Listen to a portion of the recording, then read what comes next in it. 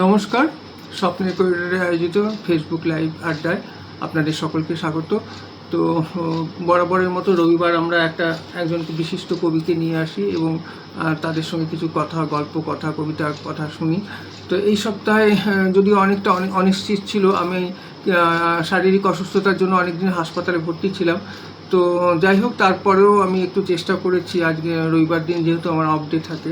তো আজকে আমাদের সঙ্গে রয়েছেন বিশিষ্ট কবি, আমাদের সকলের প্রিয় সৌম্য দত্ত মহাশয়। তো আসুন তার সঙ্গে আলাপ আলোচনা এবং কবিতার তার কথা আমরা কিছু শুনে নিই। সৌম্যবাবু, আপনাকে আমাদের পত্রিকাতে স্বাগত। নমস্কার। হ্যাঁ, প্রথমেই বলুন যে আপনার লেখালেখি জগতে আসার কথা এবং শৈশবের কথা বলুন। মোটামুটি লেখালেখি আমার শুরু হয় 90-এর দশকের মাঝামাঝি সময় থেকেই শুরু হয়। ছোটোবেলায় যখন অল্প বয়স ছিল তখন নিয়মিত ছড়া লেখার একটা প্র্যাকটিস ছিল। গণশক্তিতে তখন নতুন নিয়মিতই শনিবারের একটা পাতা ছিল, সেই শনিবারের পাতায় তখন নিয়মিতই লিখছিলাম। তখনও ওই যে সিরিয়াস লেখালেখি সম্পর্কে ওই 90-এর শেষ দিক থেকে মোটামুটি যখন তখন কি আপনি কলেজে পড়েননি কিংবা ওই তখন উচ্চ মাধ্যমিক দিয়ে আমি বেরিয়ে গেছি। তারপর ওই স্নেহাশিস বা তখন ওই লেগি ভুয়ে আমাদের হিরকদা ছিল, অনিকেত ছিল, হ্যাঁ, এদের সঙ্গে আলাপ পরিচয় এবং সেখান থেকেই সিরিয়াস লেখালেখি শুরু হয়। আচ্ছা, আপনার কি দুর্গাপুরেই এখানেই জন্ম? হ্যাঁ, দুর্গাপুরেই আমি ডিপিএলেই বড় হয়েছি। ওখানেই আপনার বাবা কাজ করতেন? বাবা কাজ করতেন ডিপিএলেই। আচ্ছা আচ্ছা, তো আপনাকে মোটামুটি তাহলে 90 দশকের কবি বলা যায়? হ্যাঁ, অবশ্যই। তাহলে আপনি সেই সময়কার সাময়িক পত্রিকা এবং কবিদের নিয়ে কিছু বলুন 90 দশকে আপনি, এবং যেসব ঘরোয়া আড্ডায় আপনি উপস্থিত থাকতেন সেই সময়। সেই সময়ে আমি এই আপনার বাড়িতে আসার পথেই আমার স্মৃতিতে চলে এলো বিষয়টা, সেটা হচ্ছে ভাবা রোড। হ্যাঁ, বাবা নিভাদে জলপ্রপাত সাহিত্য। সেখানে জলপ্রপাত সাহিত্যের নিভাদি তার বাড়িতে নিয়মিত আসর বসাতেন। সেখানে আসা, দয়ানন্দ রোডে শ্যামাপদ রায়ের বাড়ি সময় অসময়ে, এবং সেই সময় ওই আমাদের কুরুক্ষেত্র পত্রিকা ওরা আয়োজন করত, সেখানে প্রদীপরা থাকতো। এইসব জায়গাগুলোতে নিয়মিত আসা যাওয়া ছিল। আর আসা যাওয়া ছিল সমকণ্ঠ বলুন বা আপনার সিটি সেন্টার অশোক মজুমদার ছিলেন, অন্বেষা পত্রিকা, সমকণ্ঠ, অন্বেষা পত্রিকা। মূলত যে বিষয়টা আমাকে আরও সিরিয়াস লেখালেখির জগতে নিয়ে এলো সেটা আমি অস্বীকার করতে পারি না। তখন গামবুট বলে একটা পত্রিকা বেরিয়েছিল। গামবুট পত্রিকাটা দিশারিদার বোধ হয়, সম্ভবত দিশারিদাই সম্পাদনা করেছিলেন। শব্দগন্ধ অথবা কবিসভা, কবিসভা তো ছিলই, তারও অনেক আগের বোধ হয় একটা গামবুট কাগজ আমার হাতে এসেছিল। সেই কাগজটা পড়ে আমাকে প্রচণ্ড রকমভাবে আমি উৎসাহিত হয়েছিলাম। তারপর ওই আমাদের যা বললেন শব্দগন্ধ বা এইগুলো রয়েছে, ইস্পাতের চিঠি আমাদের পৃথ্বীশদা, হ্যাঁ, তারপর আপনাদের ওই ঝিল্লি, তখন প্রদীপ দাস ঝিল্লি বার করতেন এবং খুব ভালো ঝিল্লির লেখালেখি খুব ভালো, খুব সিরিয়াস একটা ছিল সেই সময়। তো আমাদের পত্রিকা থেকে একটি বিশেষ সংখ্যা বার করা হয়েছিল দুর্গাপুরের সাহিত্য ফিরে দেখা, তাতে এই কথাগুলো আপনি যেগুলো বলছেন সবাই অনেকেই লিখেছে, যারা সেই সময়কার কেষ্টদা থেকে শুরু করে পরবর্তীকালে সিদ্ধেশ্বর শেঠ, বিমান মাঝি বা বিমান চট্টোপাধ্যায়, যারাই লিখেছেন বিশিষ্টজন, সবাই এই কথা আপনার এইসব পত্রিকাগুলোর কথা আছে তাতে। হ্যাঁ, দুর্গাপুরের তো ধরুন শিল্পাঞ্চলের ইতিহাস বলতে গেলে এই বিষয়গুলো আসবে। আর একটা বিষয় আমি বলি, বিমানদার একটা পুরনো পত্রিকা ছিল তুন, বিমান চট্টোপাধ্যায়। এই তুন পত্রিকাটা বন্ধ হয়ে যাওয়ার পরে আমাদের ওই স্টেশন ওই চত্বরে ওই এলাকার সুভাষপল্লী বলে একটা জায়গা আছে, সেখানে শরৎ ভট্টাচার্য বলে একটি ছেলে মারা গেছেন, আমার বন্ধু। শরৎ ভট্টাচার্য গল্প লিখত, ছোট গল্প, এবং আমাদের ওই বন্ধুতার ওই আবহের মধ্যেই তখন বিমানদা প্রস্তাব দিলেন তুন পত্রিকাটা নতুন করে বার করা। আমি এবং শরৎ উদ্যোগ নিয়ে ওই তুন পত্রিকাটা নতুন করে আবার চেষ্টা করলাম বার করার।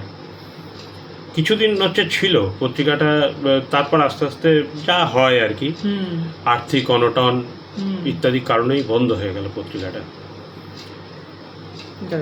আচ্ছা, এবার আপনার কবিতা শুনি। আসলে আমার সেভাবে এখনো কোনো কবিতা গ্রন্থ বেরোয়নি, বুঝছেন তো? সেটা তো অনেকেই বেরোলেই যে ভালো কবিতা লেখে সেটা কোনো ব্যাপার নয়। যেমন আমার এক বন্ধু কালকে এসেছিলেন, সুশোভন বন্দ্যোপাধ্যায়, খুব ভালো লেগে ছেলেটি, কিন্তু ভীষণ পরোপকারী, সব সময় কলিয়ারিতে কাজ করে। কিন্তু আমি যখনই ভর্তি থাকি ও কিভাবে খবর পায় জানি না, ওর সঙ্গে আলাপও আমার সেই হাসপাতালেই, মানে আমি যখন প্রথম ভর্তি হতাম তখন ও ফোন করতো যে কোথায় আছো, দেখতে যাবো, আমি কিছু দরকার হলে বলবে। তো ও হচ্ছে ওই রকম টাইপের ছেলে। তো শুনি আপনার কবিতা। কাটোয়ার কলম শারদ সংখ্যায় এটা হচ্ছে প্রকাশ হয়েছিল। আচ্ছা। কবিতার নাম অন্ন জল আয়ু। আচ্ছা, আমি একটু চশমাটা পরে নিই।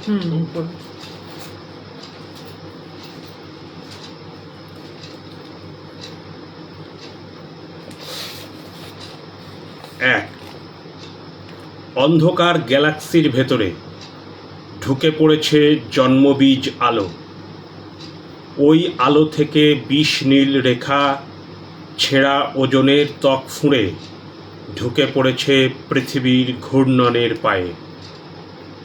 পায়ে পায়ে জড়ানো গোখরোর স্থির চোখ, স্থবির জরায়ুর ঘুমে পিচ কালো মেঘ, ডানা ঝাপটে নেমে আসে মাটি জল ভৈরবী হাওয়ায়।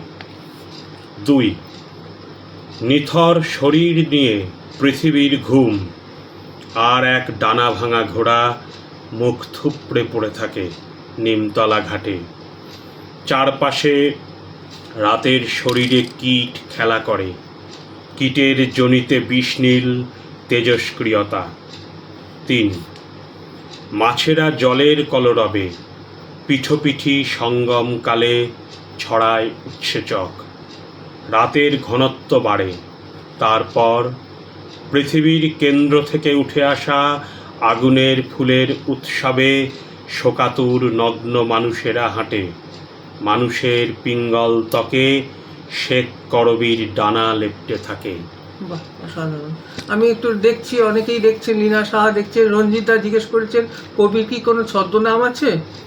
না, ছদ্মনাম সেরকম ছিল না। রঞ্জিত দা জানেন যে ফেসবুকে আমার একটা আইডি, যেটা অপ্রতিরোধ্য সেনগুপ্ত নামে হচ্ছে চলতো, কিন্তু আইডিটা করার একটা ঘটনা আছে। আসলে আমি মানে রাজনীতির সঙ্গে সরাসরিভাবে যুক্ত, এবং এই রাজনীতি করতে গিয়ে 2011 পরবর্তী সময়ে নানা রকম আক্রমণের মুখে পড়তে হয়, বিশেষ করে কর্মক্ষেত্রের জায়গায়। তখন ফেসবুক আইডিটা আমি অপ্রতিরোধ্য সেনগুপ্ত নামে চালিয়েছিলাম। আচ্ছা। ওই এখন আবার সেটা নেই, এখন নিজের নামেই চলছে, সৌম্যদত্ত নামেই রয়েছে। তা ওইটাই অনেকে ভাবতেন বোধহয় ছদ্মনাম। আসলে ছদ্মনামে কবিতা আমি লিখিনি, নিজের নামই করেছি। আচ্ছা আচ্ছা আচ্ছা। সৌম্যবাবু, যেটা আমি আপনাকে জিজ্ঞেস করব যে আপনার কবিতা পাঠ, মানে কবিতা সৃষ্টির প্রক্রিয়া সম্বন্ধে কবিতা বলুন, মানে আপনার কাছে কবিতা কিভাবে আসে? আসলে কবিতার সংজ্ঞা যদি আমি জিজ্ঞেস করি। কবিতার সেভাবে তো কোনো সংজ্ঞা বা ব্যাকরণ আমার মনে হয়, যেটা বা আমার ধারণা, সেভাবে তৈরি হয়নি। বা বাংলা কবিতা তো বিভিন্ন কাল পর্যায়ে অতিক্রম করে তার নিজস্ব ঘরানা, নিজস্ব আন্দোলন তৈরি করেছে, এবং সেখান থেকে বাংলা কবিতা উত্তরণের পথে বিকশিতই হয়েছে। আর আমার যে ভাবনা কবিতা লেখার সম্পর্কে সে বিষয়ে বলতে ওই ছোটবেলা থেকে ওই যে ছোট ছোট ছড়া কবিতা লিখতে লিখতে মানে সিরিয়াস কবিতা পড়তে পড়তে মনের ভেতর একটা অনুরণন তৈরি হয়। সেই অনুরণন থেকেই হচ্ছে হয়তো কোনো লাইন, হয়তো কোনো শব্দ বন্ধ ভেতরে প্রক্রিয়ার মধ্যে দিয়ে হচ্ছে জারিত হয়, ভেতরে মনের ভেতরে হয়। আপনি তো লেখেন, আপনি বোঝেন বিষয়টা। তারপর ওই যে লিখতে শুরু করা, এবং লিখতে শুরু করার পর অবলীলায় হচ্ছে কিছু কিছু লাইন চলে আসা, কিছু কিছু শব্দবন্ধ চলে আসা, আস্তে আস্তে একটা কবিতার নির্মাণ। এছাড়া হচ্ছে আমার মনে হয় যে আর সেভাবে কবিতার মানে কোনো রকম সংজ্ঞা দেওয়া মুশকিল ব্যাপার। কবিতা বিভিন্ন রকম দেখছেন, অনেকেই রঞ্জিতদা দেখছেন, হীরকদা দেখছেন, যারা দেখছেন সকলকে আমাদের পত্রিকার তরফ থেকে আন্তরিক শ্রদ্ধা ও ভালোবাসা জানাই। আমাদের সঙ্গে রয়েছেন বিশিষ্ট কবি সৌম্য দত্ত মহাশয়।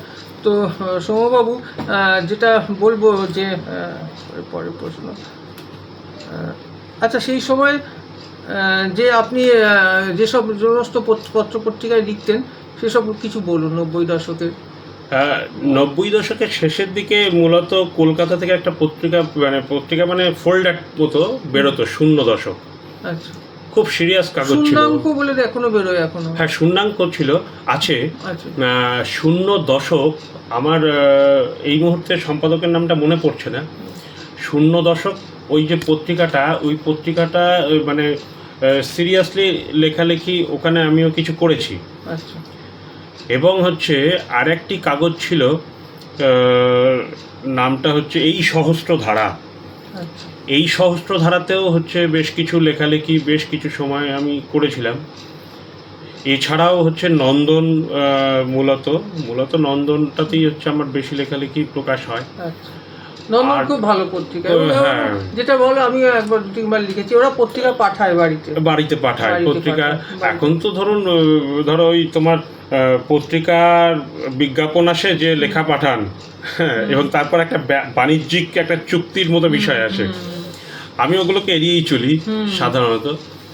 হ্যাঁ, আমি মানে অতটা আত্মপ্রচারমুখীনতা আমার মধ্যে মানে থাকে না মানে হয়তো থাকতো, কিন্তু মূলত কারণটাই হচ্ছে আমি খুব বেশি যে রিচ করতে চাই সব কিছুতে, হচ্ছে নিজেকে সামনে রাখতে চাই, ব্যাপারটা এরকম নয়।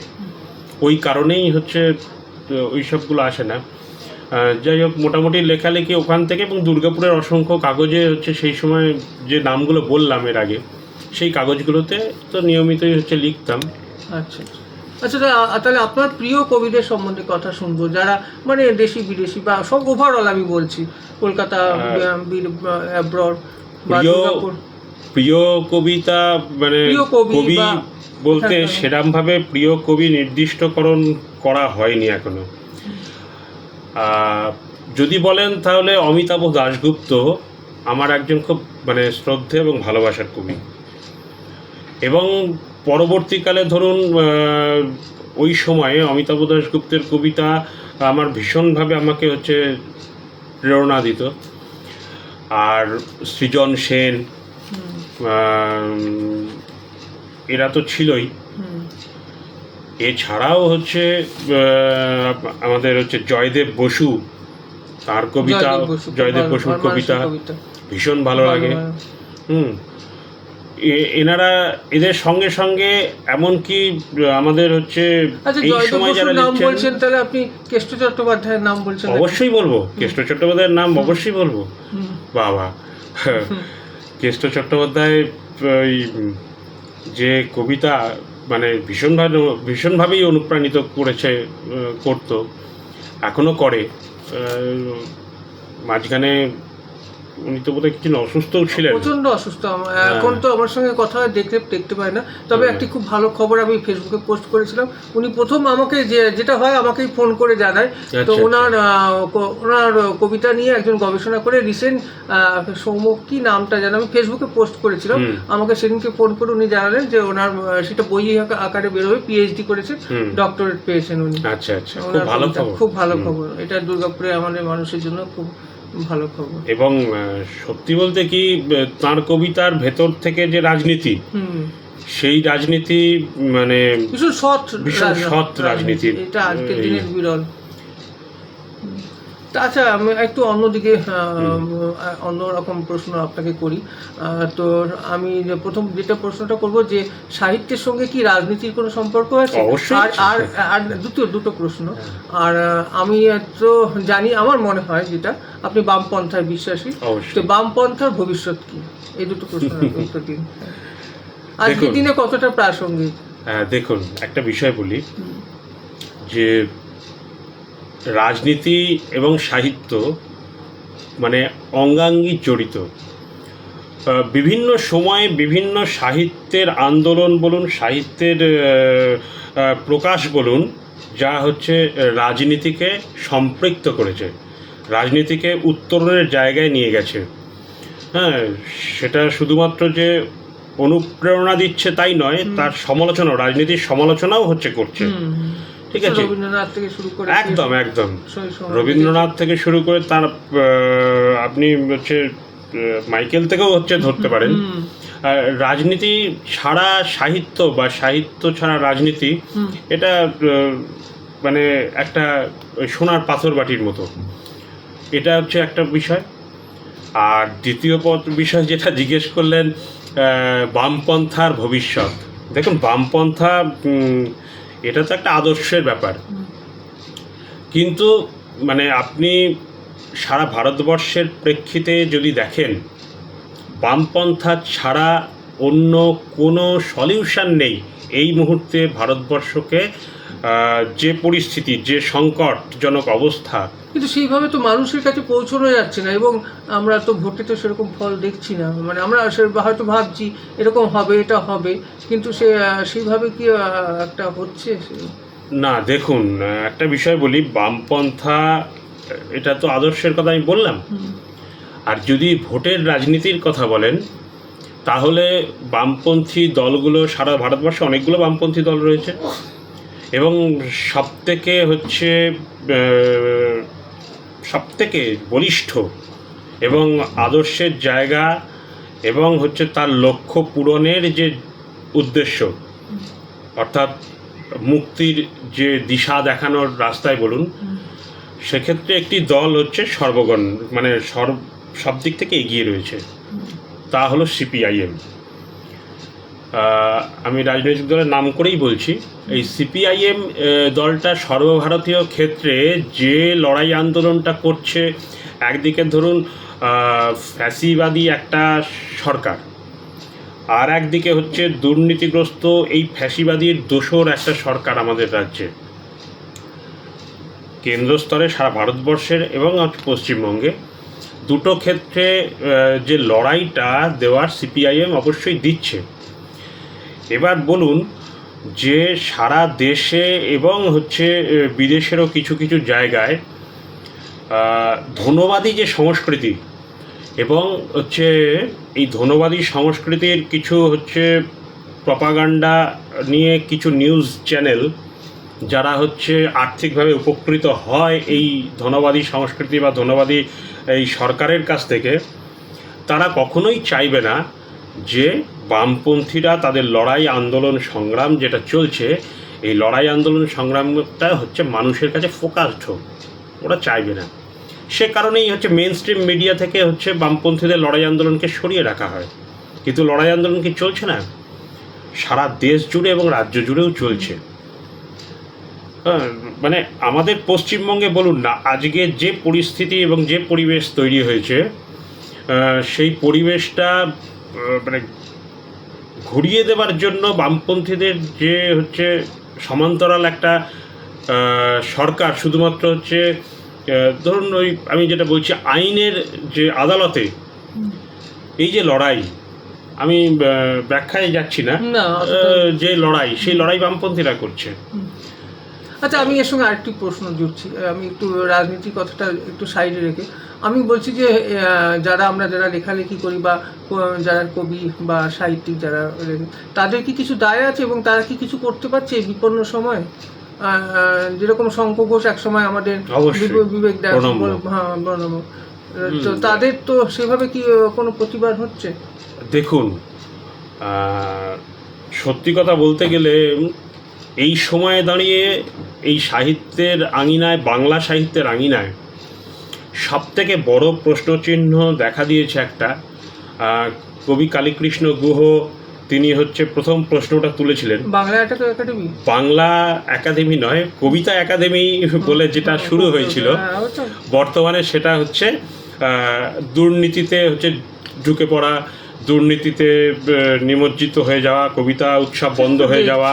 এবং কবিতা একাডেমি কি করে বলুন তো? কবিতা একাডেমির কোনো রিসার্চের কাজ করে? কোনো কাজ করে না, কোনো কাজ করে না। কবিদের ডাকে তাদের কিছু তাদের টাকা দেওয়া হয়। এইবার আমি বলি, এই যে বিষয়টা রয়েছে, একটা সরকারের তাবেদারি করাটাই যদি হচ্ছে কবিদের কাজ হয়ে দাঁড়ায়, আমি একদম সরাসরি বলতে পারি, এই যে কবিতা একাডেমির চেয়ারপারসন সুবোধ সরকার, কবি সুবোধ সরকারকে এখন হচ্ছে চেয়ার মোছা কবি বললে খুব বেশি অত্যুক্তি করা হবে না।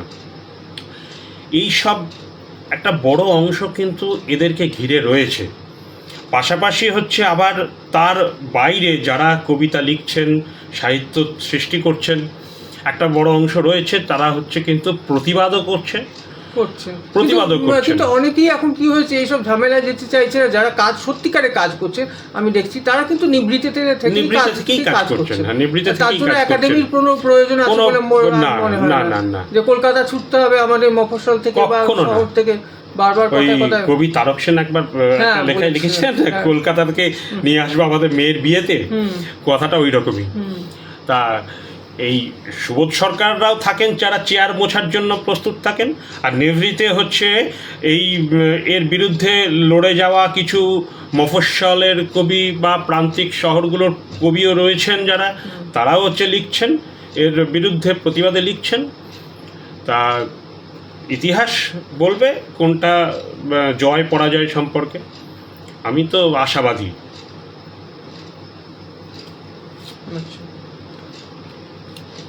আচ্ছা, তাহলে আপনি এবার একটু কবিতা নিয়ে কিছু বলুন আপনার। আচ্ছা, কবিতা পাঠ শুনি, তারপরে একটু আলোচনা শুনবো।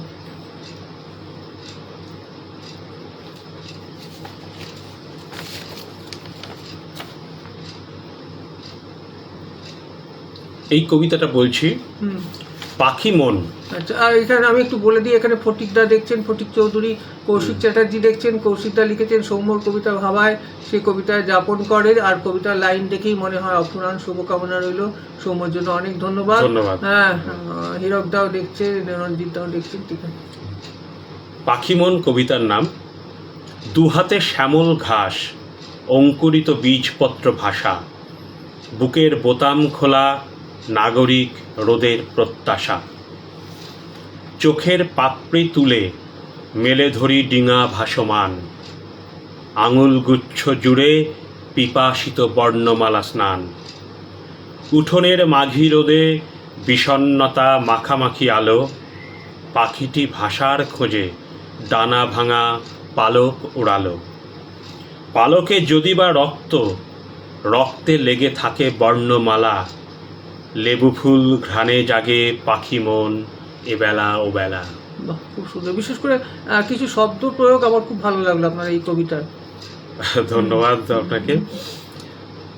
আর একটা কবিতা শোনাচ্ছি, নিশান গাথা। কাঁপে মধ্যরাত, বৃঘনে ভেসে যায় জলজ সঙ্গীত, একটি উদাস চাঁদ এসে বসে পাশটিতে বিছানায়, সেই কবে একবার উনুনের আঁচে পোয়াতি হাঁড়ির টগবগে জেগে উঠেছিল গ্রাম, তারপর যত রাত গেছে মফস্বল চাঁদ রকচটা শহরের মাথায় উঠেছে, আর এক জ্যোতিচিহ্নহীন পূর্ণিমা আলোয় শার্টের কলার তুলে রংবাজ হাওয়া নিশানের ঢেউয়ে চেপে উড়ে যায় আগস্টের শেষে। খুব সুন্দর, সাধারণ কবিতা। আচ্ছা, আপনি কিছু পত্রিকাও সম্পাদনা করেছেন নিশ্চয়ই? একটা সময় পত্রিকা, সেটা সম্বন্ধে শুনবো, বলুন। একটা সময় পত্রিকা বার করতাম একালের একলব্য নামে। আচ্ছা। অ্যাকচুয়ালি আমার সেভাবে আর্থিক ছিল না, অন্য বন্ধুরা হচ্ছে সাহায্য করতেন পত্রিকাটা প্রকাশের জন্য, এবং দীর্ঘদিন হচ্ছে ওটা বেরিয়েছে। একটা সময় কবি মৃণাল বণিক আমাকে হচ্ছে এর জন্য খুব প্রশংসা করেছিলেন। আজ তিনি নেই, মৃণাল বণিকের কথা খুব মনে পড়ে। কবি মৃণাল বণিক দুর্গাপুরের একজন মানে শুনি আপনার সঙ্গে মৃণালদার কথা কি শুনি আপনি মৃণালদার কথা আমি সেভাবে বলতে আমি একটা কথা বলি ইদানিং, আপনি জানেন কি না জানেন হয়তো, আমাদের বিমান চট্টোপাধ্যায়ের সাথে আবার একটা বই বেরিয়েছে যে আমাদের সম্পাদনা নিম বিমান আনবাউন্ড। হ্যাঁ, বইটাতে মৃণাল বাবুর কথা অনেক আছে, রবীন্দ্র গুহর কথা আছে, খুব সুন্দরভাবে আছে সেই সময়কার ওদের জীবনের কথা, দুর্গাপুরের কথা। এবং সম্প্রতি শ্রদ্ধেয় মৃণাল বণিকের মেয়ে আমাকে ফোন করেছিলেন এবং বলেছিলেন আমি বইটি সংগ্রহ করব, আপনি পাঠান, যা লাগবে আমি দিয়ে দেবো। তারপর উনি সংগ্রহ করেছেন, খুব খুশি হয়েছেন। মানে সত্যি কথা বলতে গেলে মৃণাল বণিকের মতো মানুষ দুর্গাপুরে এখন নেই। এটা দুর্গাপুরের একটা মানে কি বলবো, মৃণাল বণিক, বিমান চট্টোপাধ্যায়, হ্যাঁ অবশ্যই সুধাংশু সেন তো দুর্গাপুরের মানে মানে এদেরকে কিছু বলা মানে ইন্দ্রাণীদি এসেও বলছিল যে সুধাংশু বাবুর কথা। সুধাংশুদার বাড়িতে গেছি, আচ্ছা সুধাংশুদার বাড়িতেও গেছি, সেখানে ইন্দ্রাণীদির সঙ্গে প্রথম আলাপ হয়েছিল আমার। এবং ইন্দ্রাণীদিকে তারপরে বিভিন্ন কবিতা সভায় হচ্ছে আলাপ, উনি ভীষণ স্নেহ করেন আমাকে। আচ্ছা, একটা প্রশ্ন আমি যদি করি আপনাকে, মানে একটু অন্যরকম প্রশ্ন। আপনি তো মৃণাল বণিককে খুব কাছ থেকে দেখেছেন বা পড়েছেন। মৃণাল বণিক যেই রকম পরীক্ষা নিরীক্ষা প্রথম দিকে করেছেন, পরের দিকে কি সেরকম করেছেন বা নাকি সেখান থেকে সরে এসেছিলেন? আমাকে মনে হয় প্রদীপদা কোনো একটা ইয়েতে বলেছিলেন যে একবার এই প্রশ্নটা উনি করেছিলেন, উনি হেসেছিলেন যে নিম সাহিত্য করার সময় ওনার কাছ থেকে বা রাডার লেখার সময় যেসব পরীক্ষা নিরীক্ষামূলক লেখা আমরা পেয়েছি, পরবর্তীকালে কি কোথাও আমার একটা বিষয় আমি মানে ছুঁয়ে যাই বিষয়টা। দেখুন, নিম সাহিত্যের আন্দোলন দুর্গাপুরের একটা মানে উজ্জ্বল ইতিহাস। এই উজ্জ্বল ইতিহাসে বিমান চট্টোপাধ্যায় এবং মৃণাল বণিক, সুধাংশু সেনরা হচ্ছে জড়িত।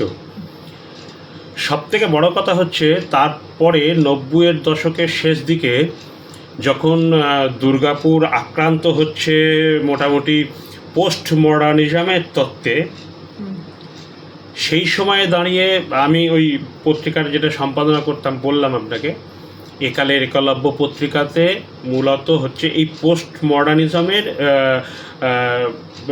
বিকল্প, পোস্ট মডার্নিজমটাই হচ্ছে সব ক্ষেত্রে সব কিছুই নয়, এটার বাইরে গিয়ে যে একটু ইন্টারাপ্ট করছি, একটা প্রশ্ন রঞ্জিত দা লিখেছেন, এটা আমাকে বিমানদাও সে মাঝে মাঝে ফোন করে এই কথাটা আমাকে বলে যে কারখানা শহরে যাপন এই শহরের কোভিডের সৃষ্টিতে নজরে পড়ে না কেন?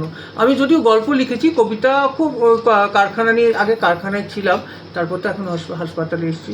তো এই প্রশ্নটা আপনি বলবেন যে কারখানা শহরে যাপন এই শহরের কোভিডের সৃষ্টিতে নজরে পড়ে না কেন? আচ্ছা, তারপরে বলছিলেন যেটা বলছিলাম, দেখুন, কবি মৃণাল বণিক এই পোস্ট মডার্নিজমকে কতটা গ্রহণ করেছিলেন আমার সন্দেহ আছে।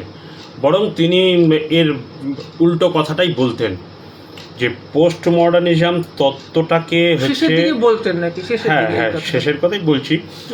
পোস্ট মডার্নিজম এই তত্ত্বটাকে জোর করে বাংলা সাহিত্যের ঘাড়ে চাপিয়ে দেওয়ার একটা প্রবণতা তৈরি হয়েছিল সেই সময়। সেটা হচ্ছে আপনার ওই জহর সেন মজুমদার বলুন, আমাদের হচ্ছে সমীর রায়চৌধুরী বলুন, এরা তখন নিয়মিত দুর্গাপুরে আসছেন, বিভিন্ন সভাতে বক্তৃতা করছেন, বলছেন। সেই সময়টায় আমাদের একালের একলব্য পত্রিকা থেকে আমরা হচ্ছে এটার কাউন্টার করতাম।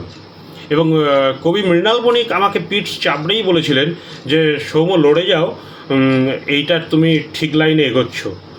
এইটুকু বললাম, এইটুকু বলার মধ্যে দিয়ে আপনাকে বিস্তারিত ব্যাখ্যাটা হচ্ছে করলাম। কিন্তু সেটা বলছেন, কিন্তু আমি একটা কথা বলবো যে এখন কিন্তু আবার এই সব নিম সাহিত্য নিয়ে বা হাংরি জেনারেশনের যেসব নিয়ে আবার পড়াশোনা শুরু হচ্ছে, প্রচুর বই বেরোচ্ছে। এবং আমি বিমানদার কাছে খবর পাই, প্রায় ফোন হয়, উত্তরবঙ্গ ইউনিভার্সিটিতে বিমানদার কিছু গল্প ইনক্লুড হয়েছে, মৃণাল বণিকের কিছু গল্প, রবীন্দ্র গুহর গল্প ইনক্লুড হয়েছে, পড়ানো হচ্ছে। এবং সেখানে মানে থার্ড আবার, এবং সৌম্যব্রত বন্দ্যোপাধ্যায় বলে একটি ছেলে পিএইচডি করেছে থার্ড লিটারেচার নিয়ে, সেও অনেক ভালো ভালো কাজ হচ্ছে, ভালো কাজ করছে। দেখুন, ওই হাংরি জেনারেশন বা নিম সাহিত্যের আন্দোলন দুর্গাপুরে বললাম একটা উজ্জ্বল ইতিহাস। এই উজ্জ্বল ইতিহাস তারপর হচ্ছে মানে যখন ওই পোস্ট মডার্নিজম তত্ত্বকে ঘাড়ে চাপানোর কাজটা শুরু হলো, সেই সময় অনেকটা ব্যাকফুটে হচ্ছে এই আন্দোলনের ইতিহাসটা চলে গেল। কিন্তু পোস্ট মডার্নিজম এই তত্ত্বটা যখন মানুষ বুঝতে পারলো, কবিরা বা সাহিত্যিকরা বুঝতে পারলেন যে এটাই শেষ নয় বা এটাই হচ্ছে এই আন্দোলনটা। এই কথা নিয়ে ইন্টারনেটেও আগের দিন বলছিলেন যে বাউন্ডারি অতিক্রম করার কথা। বাউন্ডারি, এই হ্যাঁ ঠিক বলেছেন, এই যে বাউন্ডারি অতিক্রম করার যে প্রবণতা, এই প্রবণতার মধ্যে দিয়ে যখন এগোচ্ছে বাংলা কবিতা, বাংলা সাহিত্য, ছোট গল্প, অনুগল্প এগোচ্ছে, ঠিক তখন কিন্তু মানে এই মুহূর্তে দাঁড়িয়ে প্রয়োজন হয়ে পড়ছে ওই নিম সাহিত্য আন্দোলন বলুন বা হাংরি জেনারেশন বলুন, এটা প্রয়োজন হয়ে পড়ছে। ওখান থেকে হচ্ছে মানুষকে এখন শিখতে হচ্ছে, মানুষকে ওখান থেকে সাহিত্যিক কবিদের হচ্ছে ওখান থেকে আবার নতুন করে হচ্ছে নিজেদের ভেতরে বিষয়গুলো চারণ করতে হচ্ছে। এবং কিছু 70 দশকের কিছু গল্প, সমরেশ দাশগুপ্ত, বিমানদার কিছু গল্প আমি পড়ে এখনো অবাক হয়ে যাই। ম্যাজিক রিয়েলিজম যে মানে কিভাবে ব্যবহার করেছে, কি ভয়ঙ্কর ভাবে সেসব গল্প আজকের দিনেও মানে ভীষণ বুঝতে না। এখনকার দিনে মানুষ অতটা মাথা খাটাবে না। বিমানদার সঙ্গে সেই কথাটা হচ্ছে যে মোবাইলের যুগে এই যে মানে রঞ্জিত দা এই প্রশ্নটা করেছেন যে কারখানা শহরে যাপন, এই শহরের কবিতা সৃষ্টিতে এইটা কারখানা নিয়ে বিমানদার অনেক গল্প আছে। মানে কৃতদাসের তো মানে কৃতদাস যে বইটা গল্প গ্রন্থটা, ওখানে বেশ কিছু গল্প ওই কারখানা যাপন এবং বিমানদা চাকরি করতেন। আমরা গল্পগুলো পড়ে বুঝতে পারতাম বিমানদা কোথায় হচ্ছে কাজের তার ক্ষেত্র। একটু আমি ইন্টারাপ্ট করছি, সম্প্রতি রবীন্দ্র গুহ, এটা আমি ফেসবুকে দিয়েছিলাম, খুবই ওনার সঙ্গে আমার কথা হয়। তো উনি দুর্গাপুর নিয়ে একটা ওনার শেষ উপন্যাস লিখেছেন এবং তাতে এই দুর্গাপুরের কথাই আছে, কারখানার কথা এখনকার। এবং সবথেকে বড় কথা, উনি আমাকে ফোন করে অনেকদিন উনি দুর্গাপুর ছেড়েছেন, আমাকে বলতেন যে জয়ন্ত তুমি আমাকে জানাও যে দুর্গাপুরে এখন কী অবস্থা, নতুন কী এমপ্লয়মেন্ট হচ্ছে, ছেলে মেয়েরা কোথায় যাচ্ছে, হাসপাতালের কী অবস্থা। এবং উনি এত কিছু, হয়তো আরও কাউকে ফোন করতেন। আমি পরবর্তীকালে উপন্যাসটা আমাকে পাঠিয়েছেন উনি, যেটা আমাদের শারদ সংখ্যায় প্রকাশ হবে, খুবই একটা ভালো লাগার কাজ করছে। এবং তাতে কিছু লিভিং ক্যারেক্টারও রয়েছে এখনকার যারা রয়েছে, তো সেটা উনি লিখেছেন খুব সুন্দর, মানে সেটা আপনার শারদ সংখ্যায় দেখতে পাবেন প্রকাশিত হলে। তো যে একবারে লেখা হচ্ছে না তাও নয়, লেখা হচ্ছে। আপনি যেটা বলছেন বলুন। আমি ওইটাই বলছিলাম যে রঞ্জিত দা যেটা জিজ্ঞেস করলেন যে কারখানা যাপন, তবে আরো বেশি করে লেখা উচিত একটা সময়, যেটা বিমানদারা করেছিলেন। আসলে বিমানদারা যখন করেছিলেন সেই সময় গোটা বৃহত্তর দুর্গাপুর শিল্পাঞ্চলের ক্ষেত্রে কারখানা বলুন, শিল্পাঞ্চল বলতে যা বোঝায়, তখন আসানসোলটাও মনে হয় বৃহত্তর শিল্পাঞ্চল আসানসোলের মধ্যেই পড়ছে।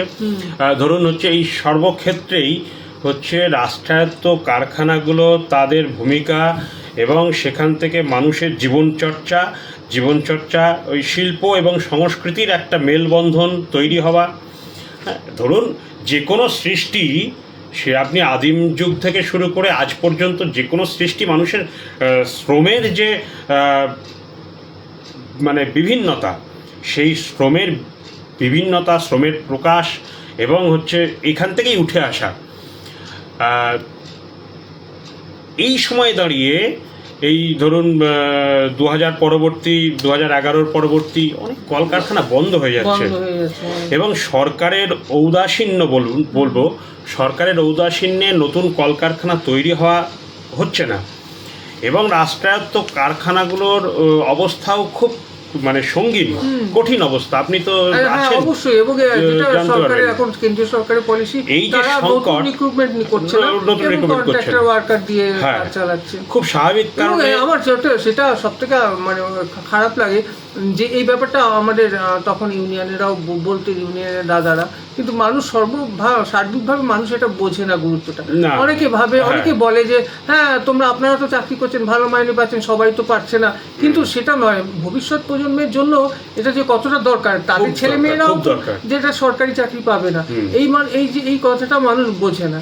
কিন্তু সবাই ভাবে যে না এই সরকারি চাকরি এরা পেয়ে গেছে, আর এভাবে পেয়ে গেছে মানে এর একটা স্কোপ আছে বলে মানুষ তো আমরা তো পড়াশোনা করতাম অবশ্যই। সেই সময় তো অনেকে আমাদের সময় বন্ধুরা কেউ স্কুলে গেছে, কেউ বিএসএনএল গেছে, আমাদের অনেক বন্ধু বান্ধবরা সরকারি চাকরি, তখন একটা স্কোপ ছিল।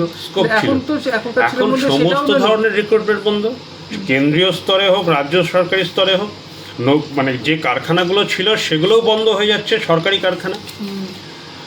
আমাদের ডিপিএল এর কথাই ভাবুন না, ডিপিএল এ আপনার হচ্ছে কোকোভেন্স সাইড থেকে বন্ধ হয়ে গেল, সবটাই হচ্ছে মানে আপনার পুরোপুরি হচ্ছে কেটে বিক্রি করে দেওয়া হলো, এবং হচ্ছে বেশ কিছু মানুষ ওখান থেকে কিছু ফায়দা করলো। আপনার হচ্ছে সরকারি সঠিক কিছু পলিসি নেই যে নতুন করে সেটাকে রিকভারি করার বা হচ্ছে নতুন করে কিছু সৃষ্টি করার, মানে এই যে সংকট, এই সংকটের কারণেই বিশেষ করে একটা অংশের ছেলেমেয়েরা কিন্তু কর্মক্ষেত্রে আসতে পারছে না। কর্মক্ষেত্রগুলোতে না আসতে পারলে মানে সেই জায়গাগুলো থেকে যে শূন্যতা তৈরি হচ্ছে, এই শূন্যতা কিন্তু শিল্প সাহিত্যের অঙ্গনেও হচ্ছে শূন্যতাটা তৈরি করছে।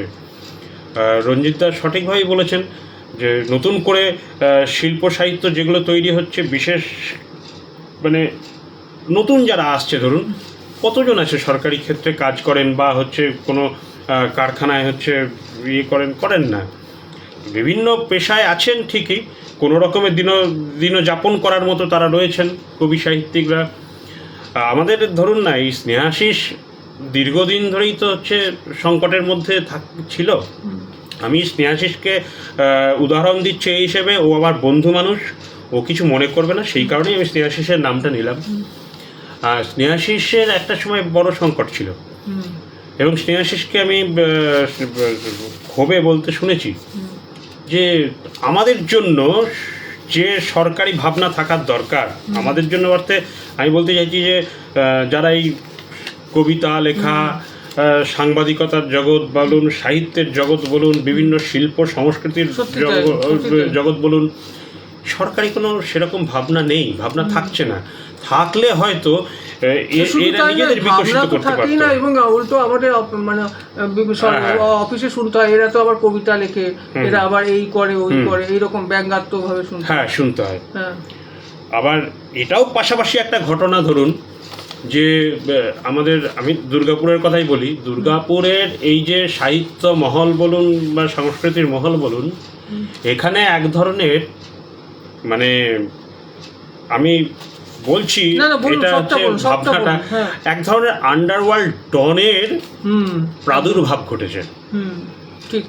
ঠিক আছে, যারা হচ্ছে সরকারকে তোষামোদ করা থেকে শুরু, সরকারি প্রতিষ্ঠানকে তোষামোদ করা, এবং তোষামোদ করতে গিয়ে নিজেদেরকে এস্টাবলিশ করার একটা চেষ্টা, ঠিক আছে, নিজেকে প্রতিষ্ঠা করা, নিজের হচ্ছে জন্য ভাবা, সেই ভাবতে গিয়ে মানে চালে আর কাঁকড়ে মিশিয়ে একটা নতুন ধরনের হচ্ছে কিছু তৈরি করার চেষ্টা করছে, যে কারণের জন্য ক্ষতিগ্রস্ত হচ্ছে সাহিত্য, বাংলা সাহিত্য, দুর্গাপুরের শিল্পাঞ্চলের সাহিত্য। শিল্পাঞ্চলের সাহিত্য একটা মানে উজ্জ্বল ইতিহাস আছে, সেই ইতিহাসটা কোথাও কোথাও হচ্ছে আমার মনে হচ্ছে যে নষ্ট হচ্ছে। সেটাই আমি সেই প্রশ্নটা আমি পরবর্তীকালে করতে যাচ্ছিলাম, যে যদি শিল্পাঞ্চলের স্বর্ণযুগ বলা হয় সাহিত্যের ইতিহাসে, আপনি কোন সময়টা বলবেন?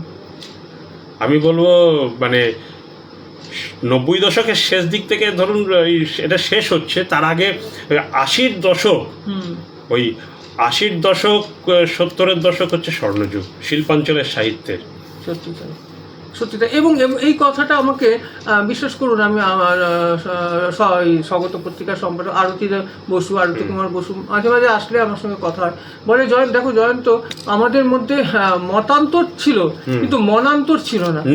মনান্তর ছিল না, যেমন কৃষ্ণদার সঙ্গে এই বিমানদার সঙ্গে সেদিনকে আমার ফোনে কথা হলো অনেকদিন পর, বা আরও অনেকের সঙ্গে যারা মানে মতের অমিল হলো, মনের দিক দিয়ে তাদের মানে দেখাশোনা মানে কুশল বিনিময় বিনিময় এটা ছিল।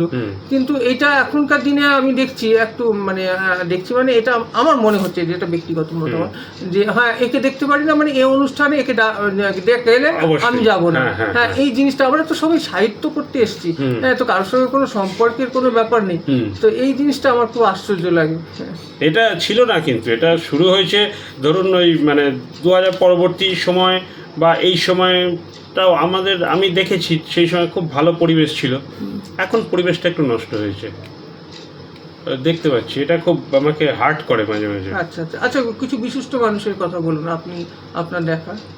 আমার হচ্ছে বিশিষ্ট মানুষ বলতে মানে ধরুন এই শিল্পাঞ্চলে যাদের দেখেছি, আমি তো নামগুলো বললাম আপনাকে, বিশেষ সবার নামই বললাম, বিমান চট্টোপাধ্যায়, মৃণাল বণিক, সুধাংশু সেন, তাদের মাথাগুলো এখন ফোনে কথা হয় তো বিষ্ণুদার সঙ্গে, যে বিষ্ণু সামন্ত এখনো এত কাজ করে, এত চিন্তা ভাবনা ইন্টারন্যাশনাল পলিটিক্স নিয়ে রঞ্জিত দাও আছে, এত চিন্তা ভাবনা করে। আমি আমার মাথা ঘুরে, আমি বলি আপনারা এত, মাঝে মাঝে বলে জয়ন্ত তোমাকে ফোন করছে, একটা আইডিয়া নাও, আমার মাথায় একটা আইডিয়া আসছে, লিখে পারো। তো আমি দেখি যে কত চিন্তা ভাবনা মানে এখনো ওটা করে, এবং বাড়িতে বসেই কত কাজ করছে। হ্যাঁ, করছেন। আর কারো কাছে কথা বলুন। আর একজন হচ্ছে আমি বলি, আমার মোটামুটি ভাবে বলা যায় শিক্ষক ছিলেন, কবি সুদীপ চক্রবর্তী, আমাদের ডিপিএল এলাকারই। আচ্ছা, ডিপিএল এলাকার আরেকটা প্রশ্ন আমি একটু আপনাকে করতে চাই, যে আমার এখানে যারা অনেকেই সাক্ষাৎকার নিয়েছি, আমরা কিন্তু ডিপিএল এলাকার কথাটা অতটা ভালো করে জানতে পারি না। আমরা দুর্গাপুর মানে একটু টাউনশিপের কথা বা একটু এমএমসির কথা, এদিকের কথাগুলোই বলি, কিন্তু ডিপিএল এর কথাটা একটু বলুন। আমি সেভাবে ডিপিএল এর কথা বিশেষ বলবো না, আপনি হচ্ছে যতটুকু আমার আলোচনার মধ্যে আসবে, ডিপিএল এ একটা বড় অংশের হচ্ছে সাহিত্য মনা, কবি, বিশিষ্ট মানুষজন সেই সময় হচ্ছে থাকতেন। এই কবি অরুণ চট্টোপাধ্যায়, উনি তো ডিপিএল এরই মানুষ ছিলেন সেই সময়। এই যে কবি সুদীপ চক্রবর্তী, যার কথা আমি শুরু করছিলাম, কবি সুদীপ চক্রবর্তীও হচ্ছে খুব ছোটবেলা থেকে ডিপিএল এ হচ্ছে ছিলেন, ভীষণ ছোটবেলা থেকে। সেই সময় হচ্ছে আপনার ওই আসানসোলের ওইদিকে যে সাহিত্য সভাগুলো কবি সুদীপ চক্রবর্তী যুক্ত হয়ে পড়েছেন, তার সাহিত্য, তার লেখা কবিতা মানে ভীষণভাবে আলোড়ন ফেলছে। হ্যাঁ, আমি এই নামটা উল্লেখ করলাম বিশেষ করে। ওনারও হচ্ছে এখনো পর্যন্ত কোনো কবিতার বই নেই। আচ্ছা, ঠিক আছে। ওনার যে মানে ইগো বলবেন বা যাই বলবেন, এইটা একদিক দিয়ে খুব অহংকারেরই কথা। তো যেভাবে যে হারে বই বেরোচ্ছে দেখি ফেসবুকে, আমি বলবো না এটা খারাপ নয়, কিন্তু হচ্ছে একটা এখন এই যে কবিতার বই নেই, মর্যাদার জায়গায় থাকা উচিত, মানে এটা উচিত ছিল। তা এইভাবে তারপর দিগন্ত বলে একটা সাহিত্য পত্রিকা সেই সময় চলতো, দিগন্ত দুর্গাপুর স্টেশনের ওদিক থেকে, স্টেশন নয়, ওটা হচ্ছে বীরভানপুর গ্রামের ওখান থেকে। হ্যাঁ, 70 দশকে খুব টান একটা কাগজ ছিল। আমাদের শান্তিময় পণ্ডিত উনি ছিলেন, উনিও রাজনৈতিক কর্মী ছিলেন। শান্তিময় পণ্ডিত হচ্ছে ওটা সম্পাদনা করতেন। অনেক বিশিষ্ট মানুষজন সেখানে হচ্ছে লিখেছেন। আমি তার খুব পুরনো সংখ্যা 2-1টা হাতে পেয়েছিলাম, সেখান থেকেই হচ্ছে জানতে পেরেছি বিষয়টা। আবার ডিপিএলেই থাকতেন কবি উদয় ঠাকুর হচ্ছে আপনার ওই ডিপিএলে সেই সময় ছাতিমতলা বলে বাঁকুড়ার ওদিক থেকে একটি প্রকাশনা সংস্থা তার একটি কবিতার বইও করেছিল। হ্যাঁ, ভীষণ ভালোই লিখতেন। মাঝখানে দীর্ঘদিন লেখালেখির সঙ্গে ডিটাচ থাকার পর আবার তিনি লেখা শুরু করেছেন। তারপর হচ্ছে এখন তো লিখছেন অনেকেই রয়েছেন, এই নামগুলো হচ্ছে আমি আপনার কাছে উল্লেখ করলাম। মধু চট্টোপাধ্যায়ের কথা দেখা আছে?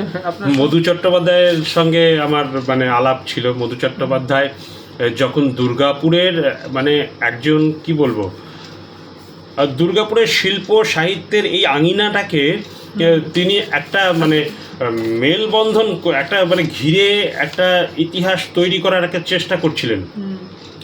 মধু চট্টোপাধ্যায়কে নিয়ে মানে সেই সময় স্নেহাশিস মধু চট্টোপাধ্যায়ের সঙ্গে খুব ঘনিষ্ঠ মেশামেশি তার।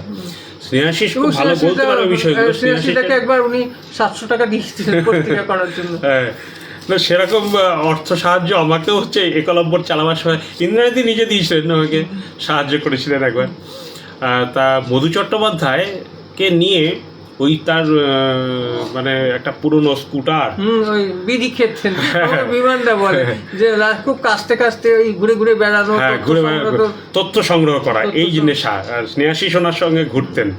স্নেহাশিস, আমি ওই জন্য মাঝে মাঝে ইয়ার্কি মেরে স্নেহাশিসকে বলি কালপুরুষ। যেটা খুব বাজে হয়েছে, যেটা আমি শুনি অনেকের কাছে, বিমানদার কাছে বা কবি সুশীল নাগের কাছে শুনেছি, এটাই ভবিতব্য আমাদেরও হয়তো তাই হবে, যে ওনার কাছে কিছু ভালো সংগ্রহের বই ছিল যেটা ওনার পরবর্তীকালে সমস্ত যারা ছিলেন তারা দেখভাল করেননি বা সেগুলো বিক্রি করে দিয়েছেন জলের দরে, বা দিতে পারতেন কোনো একটা লাইব্রেরিকে দিতে পারতেন।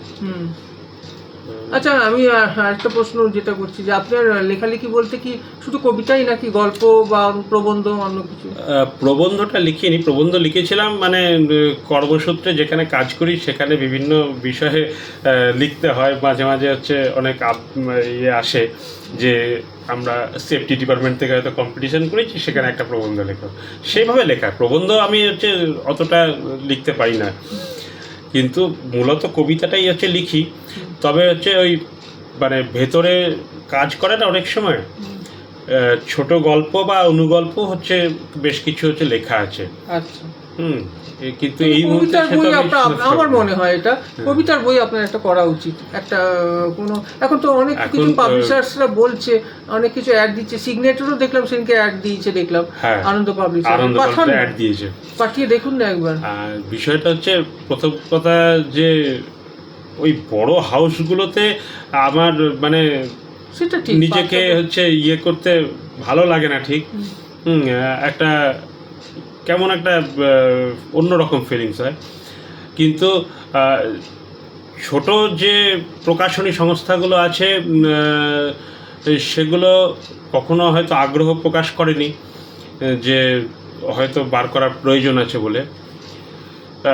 কোনো কোনো বন্ধু আমাদের হচ্ছে রূপক দাস, সেও হচ্ছে আগ্রহ প্রকাশ করেছে আমার একটা বই, দেখা যাক কি হয় শেষ পর্যন্ত। না করুন একটা করুন, কারণ আপনি তো ভালো লেখেন, এখন দীর্ঘদিন ধরে লেখালেখি করছেন। কিন্তু অর্থের বিনিময়ে করাটা আমার একটা সমস্যা এবং আপত্তি। যাই হোক, কবিতা শুনি আপনার, পরপর কয়েকটা কবিতা পাঠ করুন।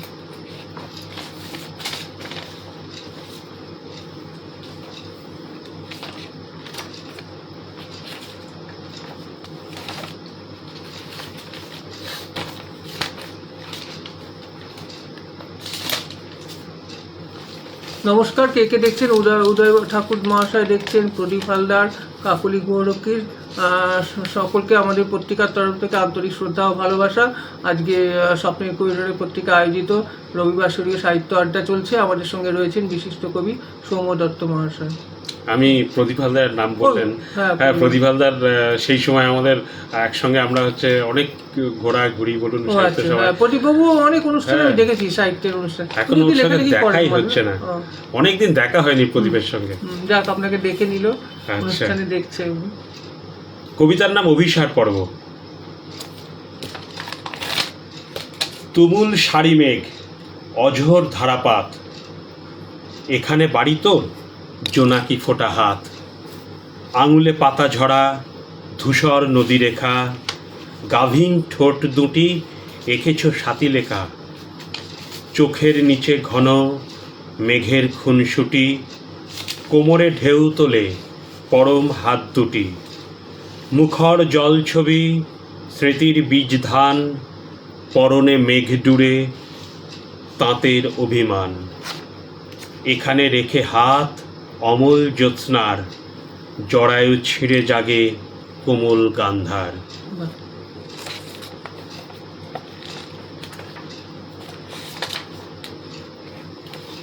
কবিতার নাম শূন্যতত্ত্ব। একটি নিরেট গাধা এবং আমার মাঝখানে একটা বৃত্ত। তোমরা এই বৃত্তকে শূন্য বলে ভুল করতে পারো, কিন্তু বৃত্তের আবর্তের ভেতর যত ছাই, রক্ত, পুজ, কাদা মাখা ছেঁড়া ভ্রূণ আর একটি ধারালো ত্রিশূল লুকানো আছে, দেখতে পাবে না। নিরেট গাধাটি মাথায় পড়ে আছে সোনার শিরস্ত্রাণ, আর দেখো বসে আছে কঙ্কালের সিংহাসনে। গাধাটির পাশে একটি শূন্য, আমার পাশেও। তোমরা একে বৃত্ত বলে ভুল করলেও যেন শূন্যের ভেতরে আছে অসীম বিস্ফোরক আর এক বিন্দু আলো। বাহ, অসাধারণ। নমস্কার, আপনারা কে কে দেখছেন? অনেকেই দেখছেন। আসলে আজকে আমি একটু বেশি দীর্ঘ করতে পারছি না। অনুষ্ঠানটা গতকালই ছাড়া পেয়েছি হাসপাতাল থেকে, শরীরও একটু দুর্বল রয়েছে। তো তাও সৌম্যবাবু এসছেন, আমি কথা দিয়েছেন, উনি এসছেন, আমি তার জন্য ভীষণ কৃতজ্ঞ। এবং এই সময় একজনের বিশিষ্ট কবি, অনেকেই কাকুলি লিখেছেন চমৎকার কবিতা, ভালো লেগেছে, অনেক ধন্যবাদ। কবিতা পাঠ। কবিতার নাম শিরোনামহীন। মেঘ ডুবে আছে জলের অতলে, আর তার রূপালী স্পর্শ পায় মাছ। মাছের ডানার গল্পে টান টান শিশুদের চোখ। একদল আহাম্মক মাতাল শ্মশানে চলেছে টলমল পায়ে, পায়ে পায়ে ঘুঙুর পড়েছে সব্বাই। রাত্রিচর ঈশ্বরের সামনে এইবার মুজরো শুরু হবে। সেই কবে শেষ কবিতা লিখেছিলে, তারপর এই ডিসেম্বরে এসে গলি ঘুঁজিতে খুঁজে বেড়াচ্ছ শীত। তোমার অতীত ঢুকে গেছে কঙ্কালের কীটের জনিতে। আবহ সঙ্গীতে ভাসে চূর্ণ শোক। দু চোখে টলটল করছে মেঘ। মেঘের তলপেট ছিঁড়ে বেরিয়ে আসছে নোনতা বর্ণমালার বর্ণাঢ্য মিছিল। আরও একটা ছন্নমতি শহর পেরিয়ে তোমার বাড়ি, যেখানে বারান্দার গ্রিলে লেগে আছে তোমার থুতনির কাটা দাগ। বাহ, অসাধারণ। আপনার কিছু শব্দচয়ন খুব ভালো লাগছে, মানে একটা কবিতার যে। আচ্ছা, আমি একটা প্রশ্ন করছি, যে আপনি যে লেখালেখির যে আপনার যে স্টাইল বা তো আপনি পড়াশোনাটা কীরকম করেন? মানে পড়াশোনা কতটা জরুরি মনে হয়? পড়াশোনা তো প্রতিনিয়তই করতে হয়, মানে বিশেষ করে সব সময়ের কবিতাগুলো হচ্ছে পড়তেই হয়। হ্যাঁ, এই সময়ের কবিতা, বেশ কিছু কবিতা তো মানে নিয়মিত পড়াটা অভ্যাসের মধ্যেই রাখতে হয়, যে নইলে যে লাইনে কবিতা লেখা হচ্ছে প্রতিদিন তো পাল্টায়, সময়টা পাল্টে যায়, লেখার ধরন পাল্টে যায়। ওই সময় ধরে রাখার জন্য পড়াশোনাটা নিয়মিত করতে হয়। তার সঙ্গে পুরনো লেখালেখিগুলোকে কিন্তু মাথায় রাখতে হয়, বা পড়াশোনা সেগুলোও করতে হয়। নইলে ইতিহাসটা ভুলে গেলে আপনি মাটিটা আঁকড়ে ধরতে পারবেন না। এইটা হচ্ছে মূলত একটা প্রধান বিষয়, পড়াশোনা করতেই হবে। এবার আমাকে ধরুন, মানে আমি লেখালেখি বাংলা সাহিত্যের বিভিন্ন জায়গাগুলো পড়াশোনা খুব একটা কবিতা পোস্ট করেন বলে আমি দেখিনি। করি, মাঝে মাঝে করি। হ্যাঁ, হঠাৎ মনে হলেও মানে কিছু পোস্ট করার নেই, একটা কবিতাই পোস্ট করি, এইভাবে করি আর কি। পুরনো কবিতাও বেশ কিছু আছে যেগুলো পোস্ট করে আবার সেগুলোকে রিপোস্ট করি, এরকমও করি। আর একটা কবিতা পড়ি। পরপর কিছু কবিতা পাঠ করুন, সবাই লিখছে, কবিতা শুনতে চাইছে। নিশান গাথা।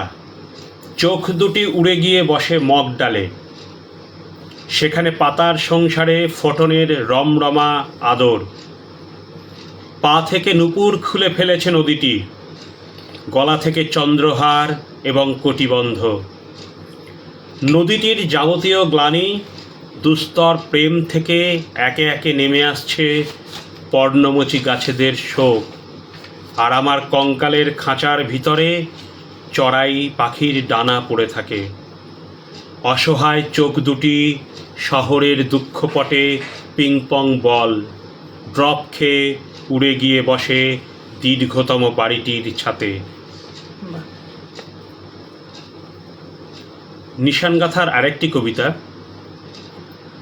নগ্ন ছবির রঙে বৃষ্টির ফোঁটার আলসেমি, ধ্বংসের নীল করটির নিচে তখন রাত্রি। একা একা মেয়েটির ডানার পালকে ঋতুমতী মেঘেদের স্বরলিপি জুড়ে বুনো ফুল। অমোঘ প্রেমের ওই জ্যোৎস্না ভেজা খামে কে লিখে রেখেছ নীলগাই সুবর্ণলতার ঠিকানা?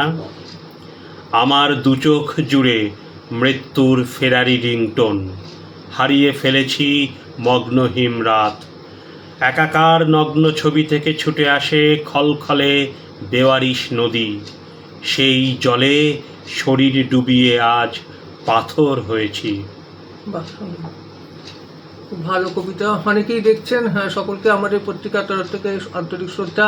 আমাদের সঙ্গে রয়েছেন বিশিষ্ট কবি সৌম্য দত্ত মহাশয়। পড়ুন কবিতা। আমরা প্রায় অনুষ্ঠানের শেষ দিকে চলে এসেছি। আমি আর দুটো প্রশ্ন করব সৌম্যবাবুকে, তারপরে এই অনুষ্ঠান শেষ করব। তার আগে আর কটা কবিতা শুনে নিই। কিন্তু আমার যেটা মনে হয় অভিযোগ আপনাকে, আমার কয়েকটা অভিযোগ। আমার মনে হয় আপনার এত ভালো কবিতা লেখেন, কিন্তু এত কলকাতার ভালো ভালো যেগুলো বাণিজ্যিক পত্রিকা আপনি মনে হয় পাঠান না। না, বাণিজ্যিক পত্রিকাগুলোতে পাঠানো হয় না ঠিকই, তবে বেশ কিছু কাগজ আছে যেগুলোতে পাঠাই, যে প্রকাশিত হয়। অনেক কাগজ আসে না, অনেক কাগজ আবার আসে না। হ্যাঁ। কিন্তু আমি যেগুলো বলছি যে মনে করুন কৃত্তিবাস, কবি সম্মেলন বা এই টাইপের কিছু কাগজ। হ্যাঁ, না কৃত্তিবাস বা কবি সম্মেলনে বোধহয় না পাঠাইনি, কৃত্তিবাসেও পাঠানো হয়নি। দেশ, না দেশে তো কোনোদিনই পাঠাইনি, তবে একবার লোভ হয়েছিল যে দেশে একটা লেখা পাঠাবো। তো সেই কারণে আমার এক বন্ধু আছেন কবি বিকাশ নায়ক, তাকে বলেছিলাম, সে আমাকে বলেছিল ঠিক আছে পাঠিয়ে, ওর মেল থেকেই পাঠাবার একটা পরিকল্পনা হয়েছিল, যে তারপর আর হয়ে ওঠেনি ওটা। আর আমার মনে হয় মেলের থেকে পাঠানোর থেকে হাতে লিখে পাঠানো বেটার মনে হয়। কারণ আমার যখন প্রথম কবিতা বেরিয়েছিল দেশে, তখন আমাকে অনেকেই প্রশ্ন করেছিল যখন আমি ফেসবুকে দিয়েছিলাম যে কিভাবে দাদা কিভাবে পাঠালেন, কিভাবে কি করতে হয়, কাকে ফোন করেছেন। আমি বললাম কাউকে ফোন করতে হবে না, আমি সিম্পল তিনটে কাগজে, সাদা কাগজে পেন দিয়ে লিখেছিলাম 3টে কবিতা। তারপরে আমার কাছে ফোন আসে যে আপনার এই কবিতাটা সিলেক্ট হয়েছে, এটা পাঠাবেন না কবিতা, তারপর যা প্রসিডিওর হয়।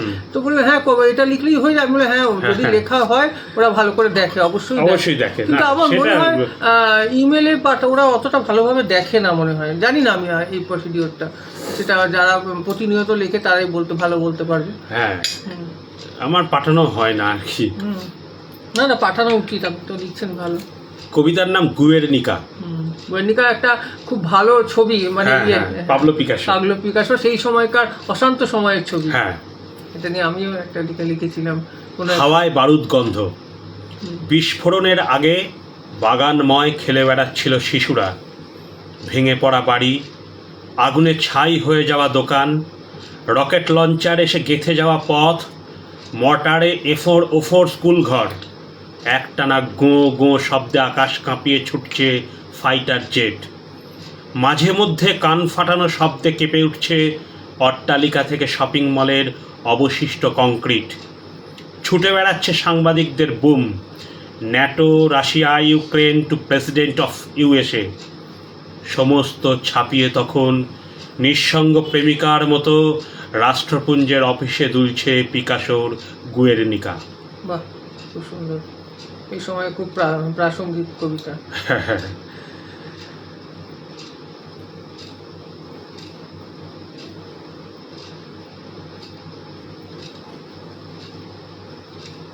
না, আমি এই কবিতাগুলি আপনি পরে একটু আগে যে দুটো কবিতা পড়লেন, আমি ভাবছিলাম যে আপনার কাছ থেকে এরকম কবিতা আসছে না কেন। তারপরে দেখলাম, আমি নিশ্চয়ই ভাবলাম যে এরকম কবিতা আসবে কিছু।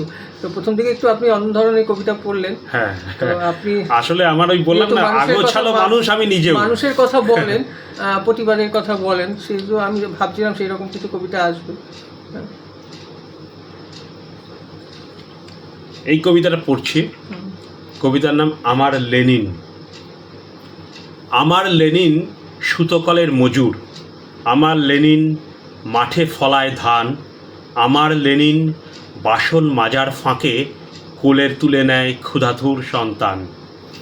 আমার লেনিন খাদানে কয়লা কাটে, আমার লেনিন দাউ দাউ ব্লাস্ট ফার্নেস, আমার লেনিন চা বাগানে কাজ হারা পতাকা মিছিলে স্লোগানে কাঁপায় দেশ।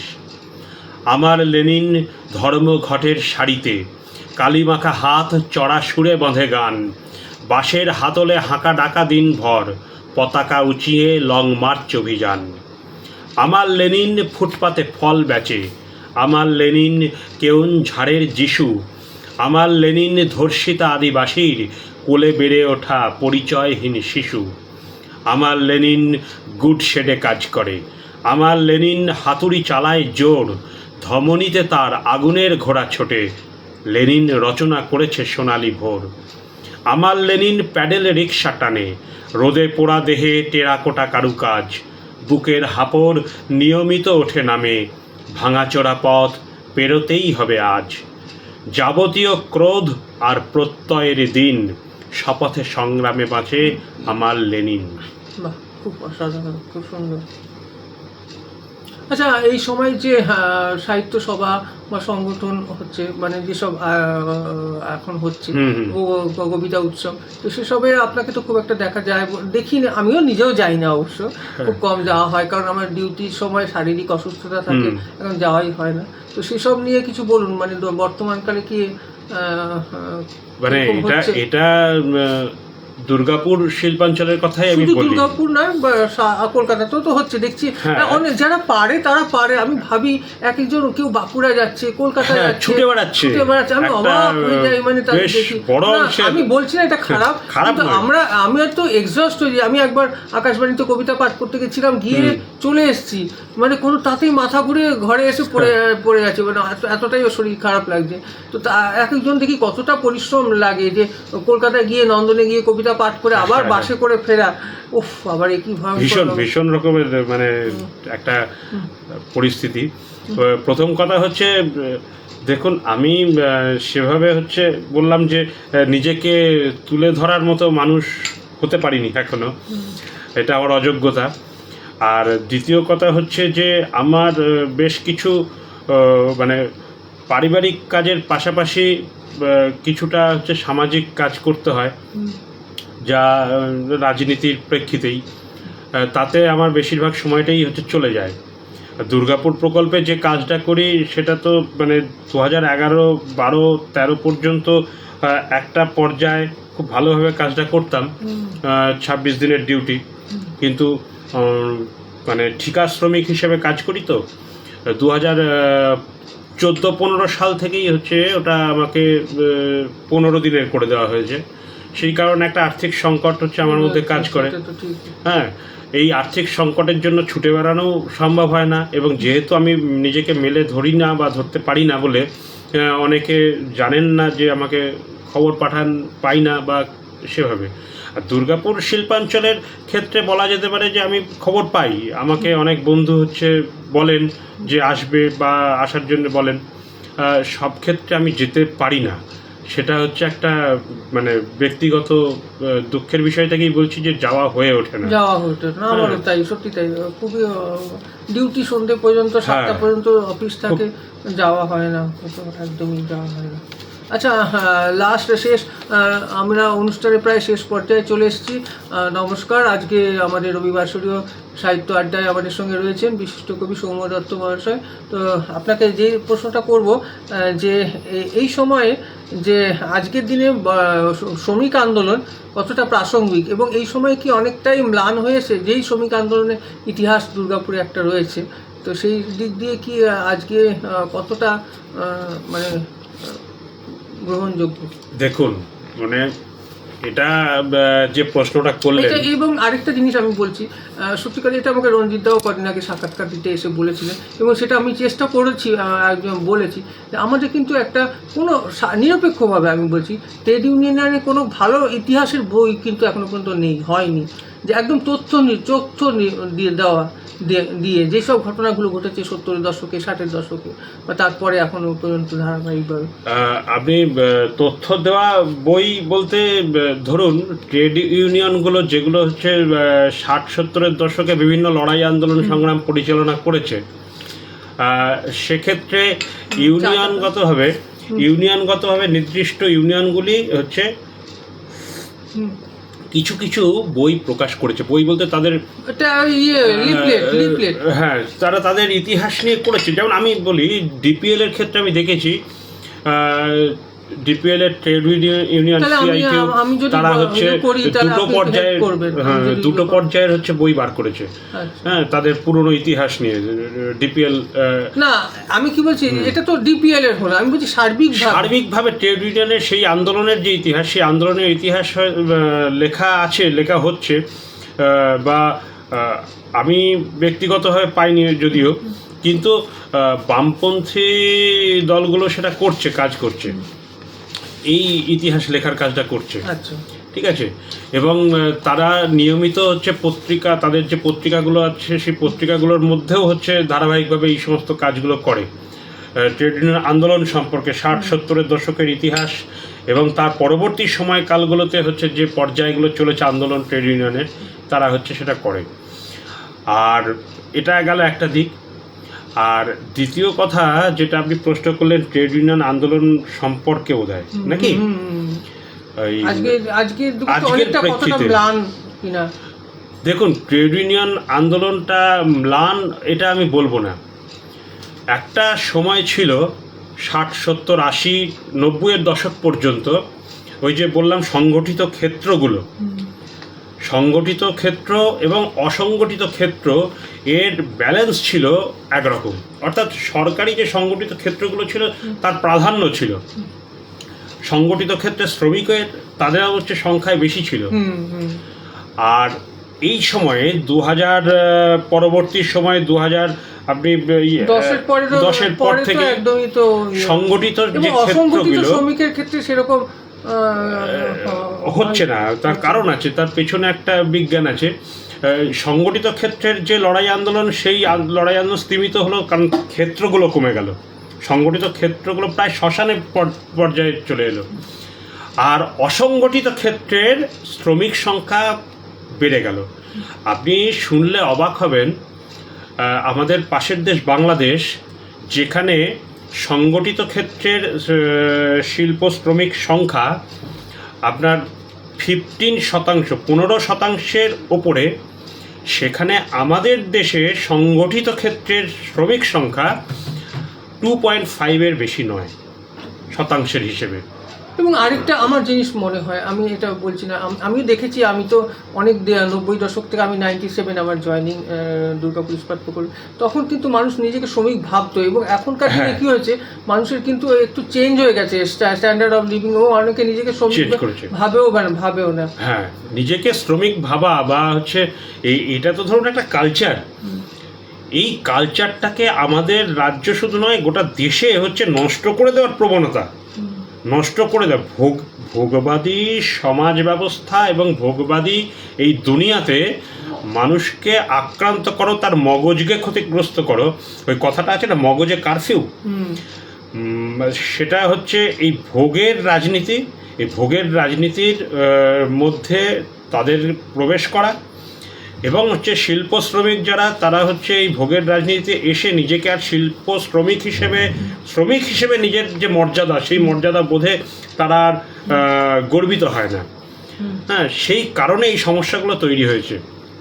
তা যেটা বলছিলাম, ওই যেহেতু সংগঠিত ক্ষেত্রে শিল্প শ্রমিক সংখ্যা কমে গেল এবং অসংগঠিত ক্ষেত্রে শিল্প শ্রমিক সংখ্যা বেড়ে গেল, মানে অভূতপূর্ব রকমভাবে বেড়ে গেল।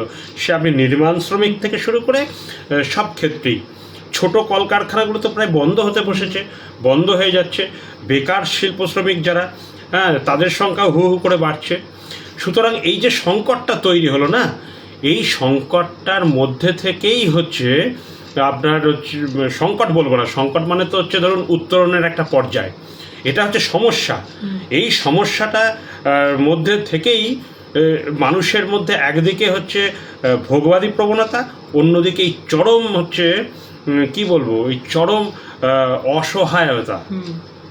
এই অসহায়তা থেকেই হচ্ছে শ্রমিক আন্দোলনকে দানা বাঁধানোর জন্য যে প্রকরণগুলো দরকার, সেগুলো হাতের সামনে আপনি সরাসরি দেখতে পাবেন না।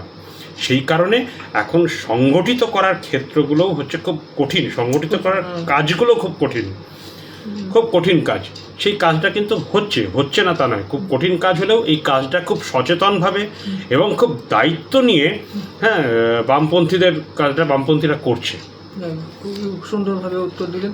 যাই হোক, অনুষ্ঠানে আমরা শেষ পর্যায়ে, এবং আপনি সৌম্যবাবুকে শেষ প্রশ্ন করব আমাদের দুর্গাপুর শহর নিয়ে কিছু বলতে, তার দুর্গাপুর শহরে ভবিষ্যৎ নিয়ে এবং নবীন প্রজন্মের জন্য কিছু বার্তা দিয়ে আজকের অনুষ্ঠান এখানেই শেষ করব।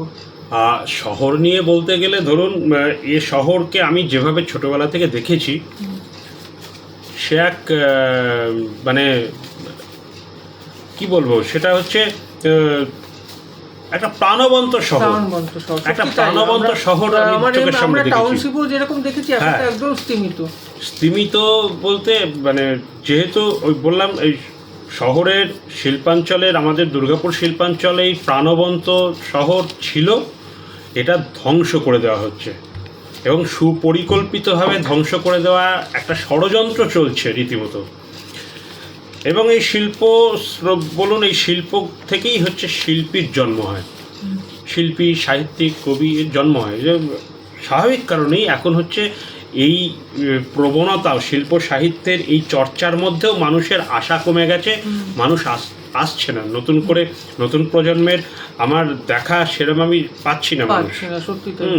একটা সময় ধরুন, আমার আর এক বন্ধুর কথা না বললে মানুষের জীবনের সমস্যাও অনেক বেড়ে গেছে, সমস্যা। হ্যাঁ, সমস্যা আমাদের মতো তো সেই জীবনটা নিয়ে এখন ছেলে মেয়েরাও পড়াশোনা নিয়ে ব্যস্ত বা ক্যারিয়ারের জন্য ছুটে বেড়াচ্ছে।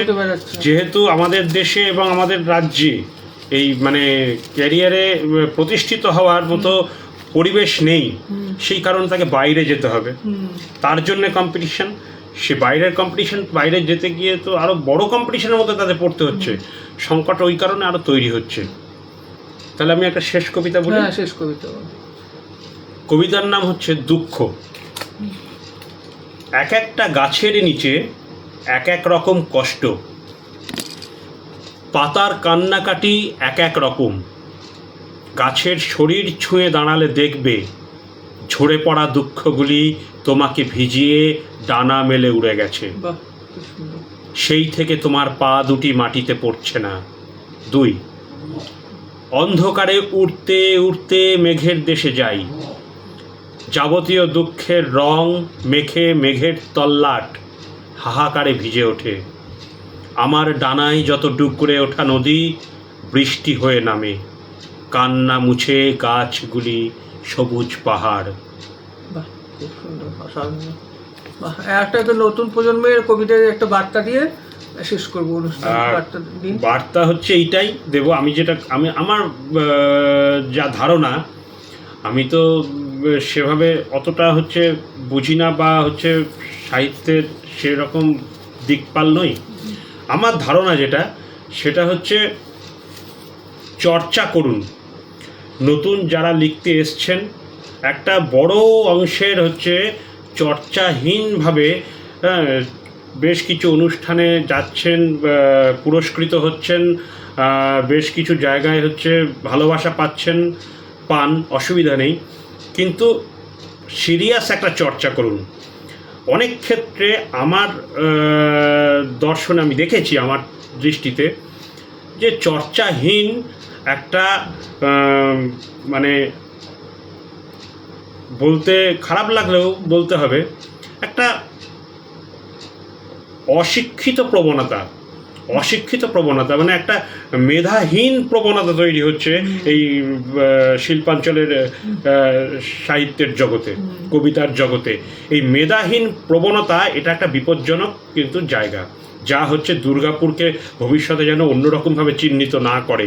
কারণ এই দুর্গাপুরের ভবিষ্যৎ উজ্জ্বলতর হবে, আমি আশাবাদী। কারণ ইতিহাসটা খুব ভীষণ উজ্জ্বল ইতিহাস। এই উজ্জ্বল ইতিহাসকে সঙ্গে করে যদি উজ্জ্বল ভবিষ্যতের দিকে এগোতে হয়, মেধাহীন চর্চা, শেকড়কে ভুললে চলবে হবে। এই আরতি, আমি সব থেকে বেশি, আমি তো এই মানুষগুলোর কাছে যেতে হবে। আরতি কুমার বসু, বিমান চট্টোপাধ্যায়, শুনতে হবে এরা কি বলতে চাইছে। অবশ্যই মেধাহীন চর্চাটা বন্ধ করতে হবে। যেটা পড়াশোনা করলে যে আনন্দটা পাওয়া যায়, নিজের কাছে একটা স্যাটিসফ্যাকশন পাওয়া যায়। অবশ্যই সেটা বাইরে কি করছি না করছিস তার থেকেও বড় কথা, নিজে কাজ করে একটা তৃপ্তি পাওয়া যায়। খুব সুন্দর। খুব ভালো, সুন্দর। আমি সৌম্যবাবুকে অনেক ধন্যবাদ জানাচ্ছি আমাদের পত্রিকার তরফ থেকে। আজকে তার মূল্যবান সময় থেকে, উনি আজকে ওনার ডিউটিও যেতে পারেননি হয়তো আমার এই কারণে, তো আমি খুবই তার জন্য দুঃখিত। আজকে আমাদের অনুষ্ঠান এখানেই শেষ করছি। সবাই খুব ভালো থাকবেন, নমস্কার।